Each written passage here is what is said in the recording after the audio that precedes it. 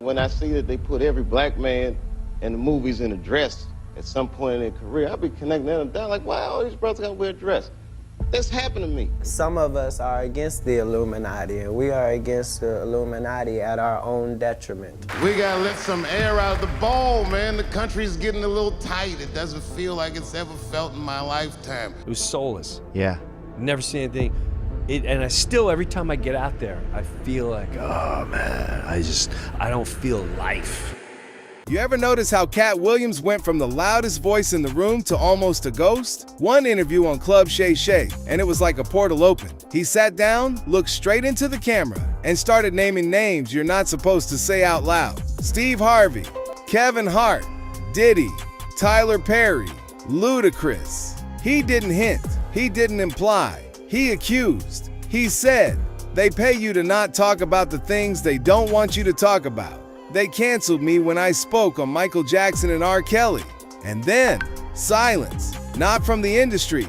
They went crazy. Headlines called him bitter, jealous, unhinged. Comedians rushed to defend their brands. PR teams went into overdrive. Shannon Sharpe had to get back on camera just to explain himself for letting Katt talk that long. But Katt, the man who just set Hollywood on fire, didn't go on a victory tour. He didn't flood podcasts. He didn't start a daily live stream. He stepped back. And that's when people started whispering, something's wrong with the new Katt. Because this isn't just a dude beefing with other comedians. This is a man who's been arrested, canceled, called crazy, disappeared, reappeared for more than a decade. Now calmly telling you that in Hollywood, downfalls and even deaths are pre-planned for profit. So the question isn't just, why did he say all that? The real question is, what happened after he said it? And why does this feel exactly like a pattern we've already seen? With another genius comedian who walked away, went to Africa, and came back different. Stay with me. You know who warned us? This was how the game works. Long before Katt ever sat in that Club Shay Shay chair, Dave Chappelle. Years ago, Dave stood on stage and said something nobody in his position was supposed to say out loud. Every black man in this business gets put in a dress at some point in his career. And that's not an accident to him. He wasn't just talking about costumes, he was talking about a test. In another set, he explains that he watches other comics say very real things, but they hide them inside jokes so the audience doesn't even realize what they just heard. He says the country is getting tight, that people better let some air out of the ball before things explode. I watch him on stage and everyone's laughing and I'm like, that mother means that.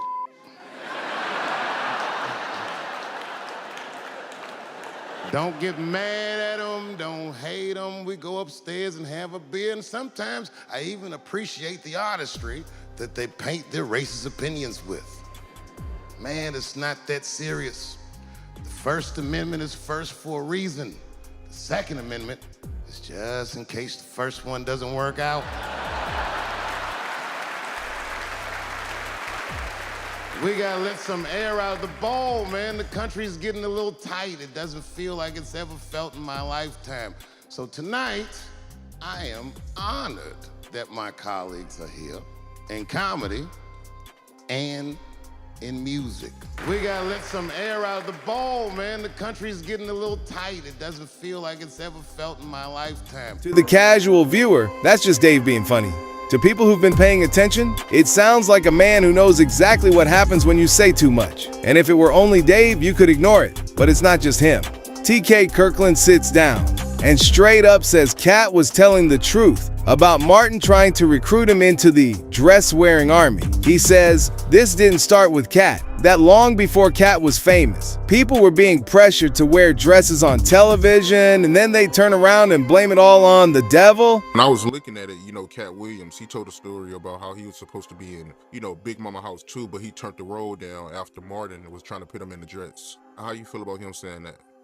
And that's probably true. But again, everything comes down to choices. Like the dress thing is taboo in today's world because the world has woken up, so to speak. See, back in the day, I don't think that it was taken too seriously because let's go way back to Flip Wilson, way before you was born. But Flip Wilson used to have a show called The Flip Wilson Show. And he used to wear a dress every Thursday night. And he used to dress up as Geraldine. And his callback line was, the devil made me do it. It was a big hit. But back then, no one said it was wrong. No one said that he was gay. No confusion. But as we move forward, even when you did Big Mama House, no one looked at Martin and said, yo, why the F you doing this female stuff? Even when you do Tyler Perry, it still was getting a pass. It's just in the last few years to where dress has really become taboo and embarrassing. And it's time that it stops because it's sending out the wrong signal to the world, right? He adds that people are waking up to this and fighting back. That's not a fan theory, that's someone who was there. Then you have Brandon, a younger comedian just trying to make it. Katt pulls him aside and warns him, do not wear the dress. Don't do it for the money. Don't do it for the shine. Brandon ignores him, puts the dress on anyway. And afterward, he admits everything in his career felt different, like something changed, and not in a good way. Did you get like slack when you wore the dress at that moment? It was like, wasn't slack from people. Only Katt Williams. Katt Williams was trying to always say, Brandon, don't wear a dress. You know, he called you, or is this? No, he was saying it in the media, so I thought he was heckling me. He was really trying to help me at the time. I didn't know that. I was immature. Right. I feel like, dang, why I'm trying to make it. Why you bashing me? And then he was trying to warn me, you know, don't get in the dress. So the awakened Brandon, you couldn't pay him $1 trillion to get in the dress. Yeah. Was there like, how did they present that? Well, you knew right away you had to get in the dress. I did the scene on lottery ticket. Okay. That scene on lottery ticket. After that, they were pushing his dress on me. It was something about that scene that touched a lot of people, and I think I was too real. I think they did the same thing like to Tupac. When you too real, they start looking at you like, hold on, how'd this slip past us? Who's this guy? You know what I mean? And then it's like, you know what? Yeah, he might be a kid. Just put him in the dress. What do you think the dress is about? Is it to tone us down, to tone that realness down? I think the dress, personally, is a thing that is not in our culture to do. And I think everybody will want to put their culture on us. And no, not to hate your culture or your God. Mm-hmm. If your God say you can put on a dress and your culture is normal for you, that you have the right as a human to choose that. But me, for my God and my culture, my ancient culture, we didn't do stuff like that. Yeah. So I was cursed by it. I believe it was a curse that went with that personally, because nothing went right since then. That's truthful. No one can tell me, hey man, you thinking too much, man. You sit down, man. Everything went wrong. Just like everything went right. Everything went wrong when I put on that dress. I'm telling you, I lived it. Yeah. Is there any like even with Martin, things went wrong when he did it too, because Martin is very anointed. Martin is a very strong man. And Dave Chappelle said that too. He says things about that too. And something, if you look at Martin's Arsenio Hall interviews, you look at him,